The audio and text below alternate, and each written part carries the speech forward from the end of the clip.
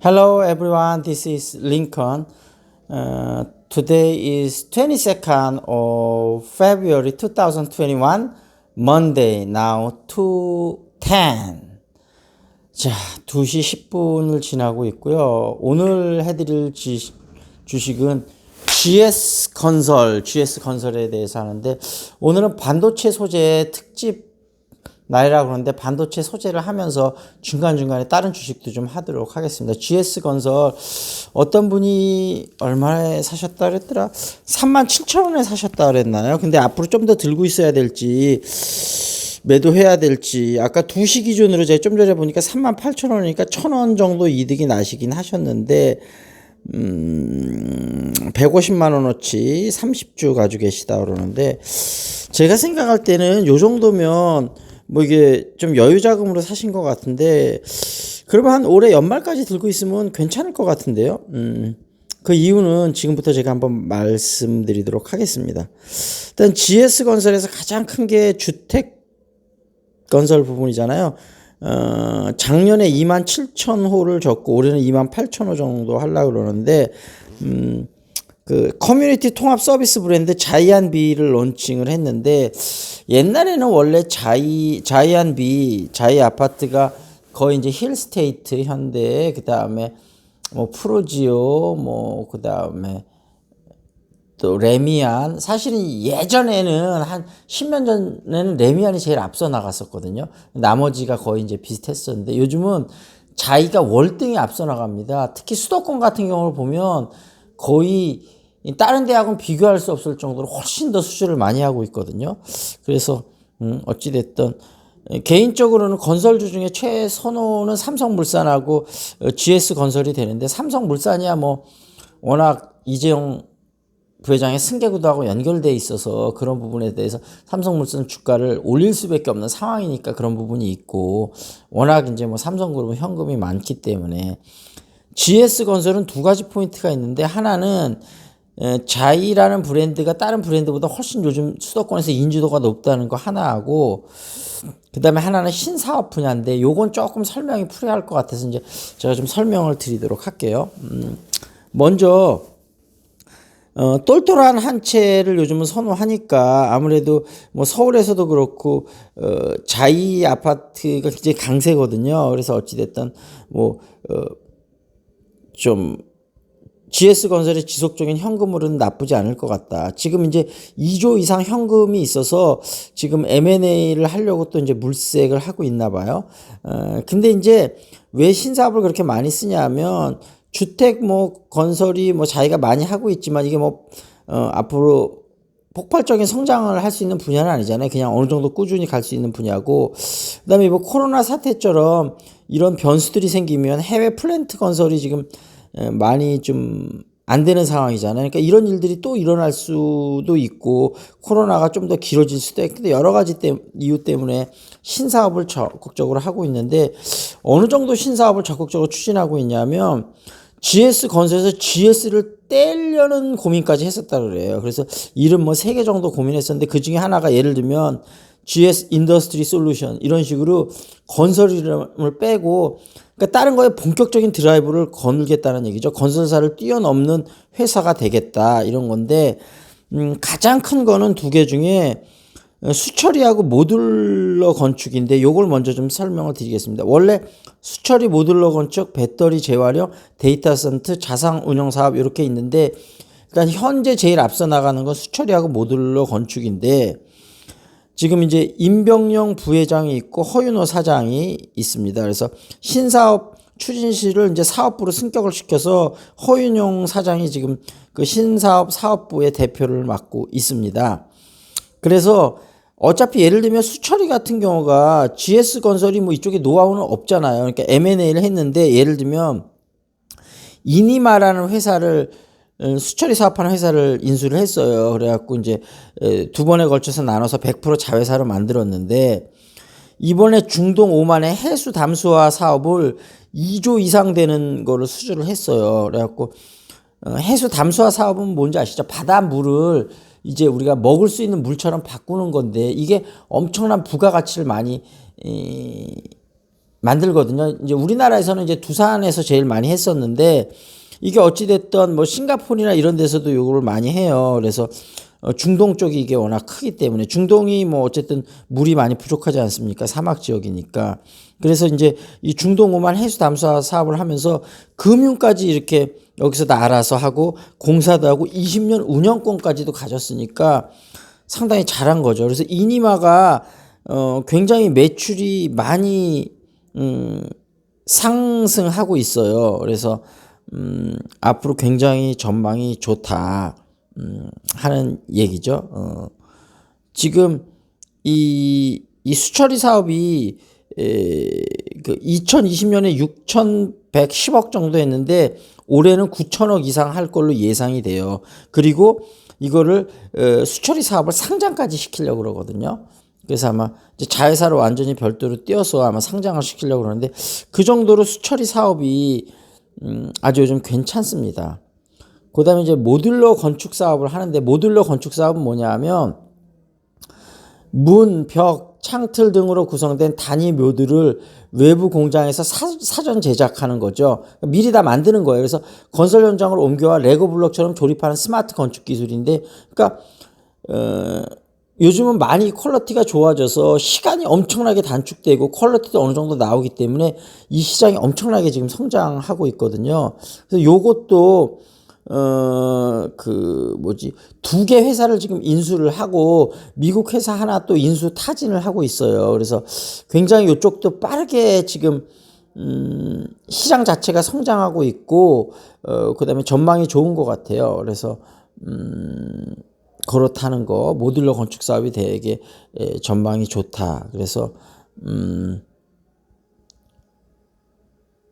지금 모듈러 건축 사업이 우리나라 국내에서 2019년도에 1조 2천억 시장이었는데 2020년에 2조 4천억. 그러니까 거의 더블 되는 거죠. 이런 식으로 모듈러 건축 사업이 엄청 커가니까 GS건설은 요걸 잘 하면 괜찮겠죠, 지금.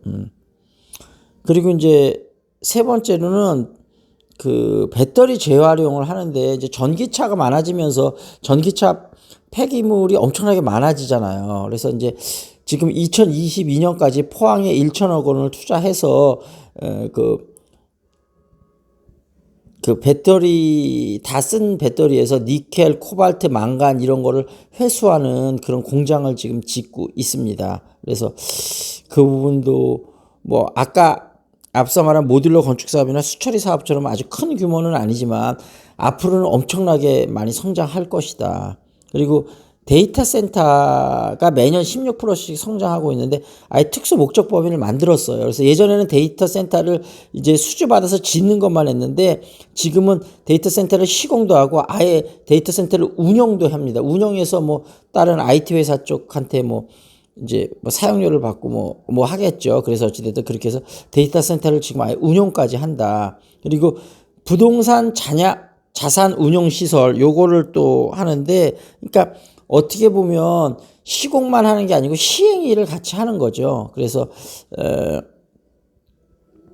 외국에도 보면 뭐라 그럴까요? 좀 대규모 시행 사업에서 아주 치밀한 계획을 해갖고 거의 이제 아주 큰 규모의 시행사가 아닌다면 할 수 없는 그런 전문적인 영역들을 하는데 GS건설이 그렇게 시행 시공을 같이 이제 좀 굉장히 좀 이익이 많이 날 수 있고 좀 큰 규모는 그렇게 하려고 준비를 하는 것 같아요. 그래서 저도 사실은 건설 사업의 신사업 분야가 이게 정말 쉽지는 않은 거다 그렇게 해서 좀 생각을 했었는데 지금 GS건설이 나름대로 잘하고 있는 것 같아요. 허윤영 사장이 나름대로 괜찮은 것 같습니다. 그래서 GS건설이 아까 말씀드렸다시피 건설주 중에는 삼성물산하고 GS건설이 최우선주이기 때문에 건설주가 순환매로 들어와서 상승할 것도 있고 이런 뭐라 그럴까요? 신사업을 차별화된 사업 포인트로 가져가고 있기 때문에 아마 뭐 건설주가 막 엄청나게 성장하는 산업은 아니지만 그래도 GS건설하고 삼성물산만큼은 좀 주가가 많이 오를 수도 있지 않을까 이렇게 한번 예상을 해볼 수 있을 것 같습니다. 그래서 어쨌든 가지고 계신 분은 팔지 마시고 좀 한번 보유해보고 올 연말에 보면 어느 정도 수익 꽤 날 것 같거든요. 수익 나면서 팔아서 수익 실현하고 다른 좋은 주식을 옮겨 탈지 당분간 더 가지고 있을지 한 올 연말까지는 들고 있다가 판단하셔도 괜찮을 것 같은데요.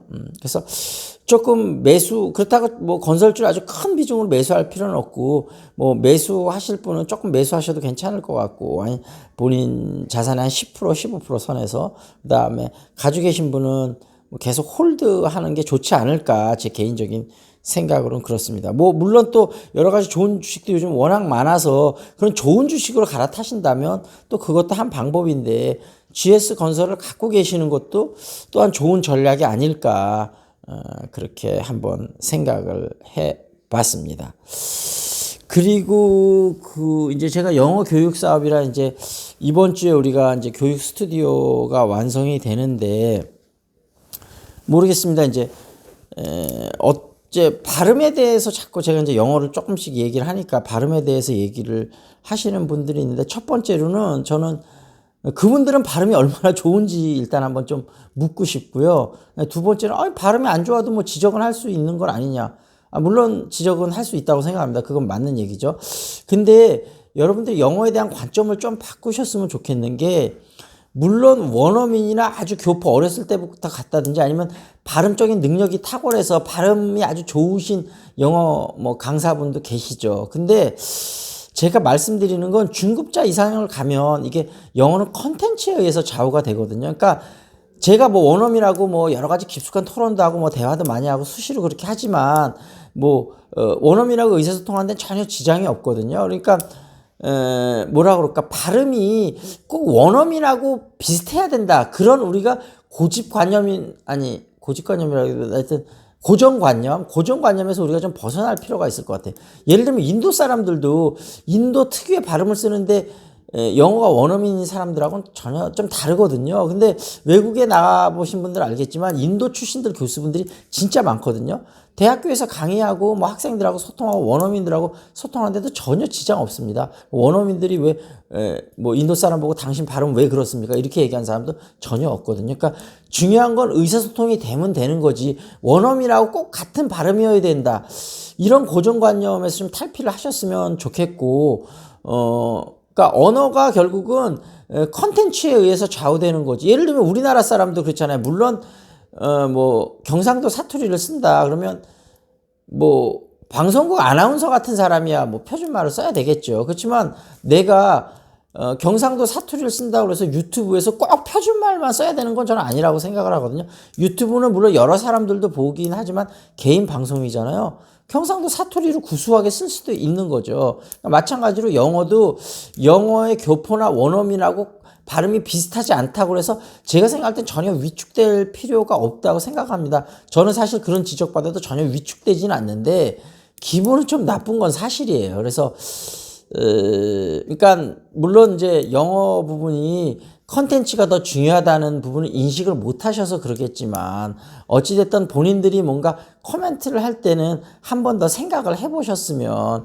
근데 사실은 그분들만을 탓할 수는 없는 게 우리나라 영어 교육 자체가 문제가 많습니다. 그래서 우리나라 사람들 예를 들면 뭐 필리핀 영어나 인도 영어 되게 우습게 생각하잖아요. 근데 우리나라 사람보다 월등 낫습니다. 그러니까 결국은 남을 설득할 수 있고 깊이 있는 토론이 가능하고 이렇게 돼야지 영어를 우리가 잘한다고 할 수 있는 거지, 발음이 물론 원어민이 못 알아들으면 안 됩니다. 내가 얘기를 했는데 원어민이 못 알아들어, 그럼 큰 문제죠. 근데 원어민이 의사소통이 전혀 된다면, 그리고 내 말을 원어민들이 잘 알아듣고 있다면 발음이 또 사운드하고 인토네이션으로 갈리는데, 뭐 이건 제가 다음번에 자세히 한번 설명을 하겠지만, 사운드는 좀 원어민하고 달라도 인토네이션이 좀 원어민이 알아들을 수 있는 인토네이션을 하면 문제는 없거든요.